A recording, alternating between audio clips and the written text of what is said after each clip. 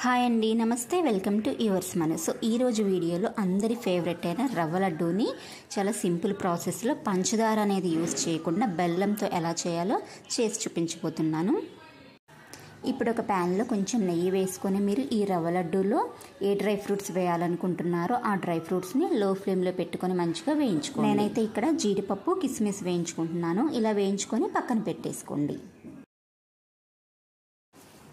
ఇప్పుడు అదే ప్యాన్లో కొంచెం నెయ్యి వేసుకొని నేనైతే ఇక్కడ 2 కప్పుల బొంబాయి రవ్వ వేసుకుంటున్నాను. ఇప్పుడు ఈ బొంబాయి రవ్వని లో ఫ్లేమ్లో పెట్టేసుకొని మంచి వాసన వచ్చేంత వరకు వేయించేసుకోండి.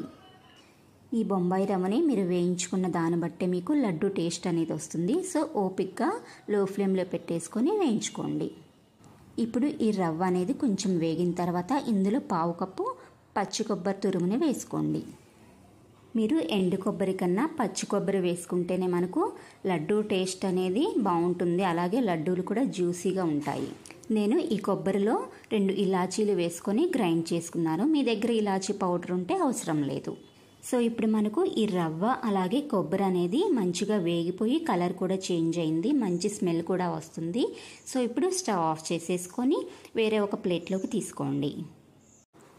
ఇప్పుడు అదే ప్యాన్లో 1 కప్పు రవ్వకి 3/4 కప్పు బెల్లం తీసుకోండి. నేను ఇక్కడ 2 కప్పుల రవ్వ తీసుకున్నాను కాబట్టి దానికి తగ్గట్టు బెల్లం వేసుకున్నాను.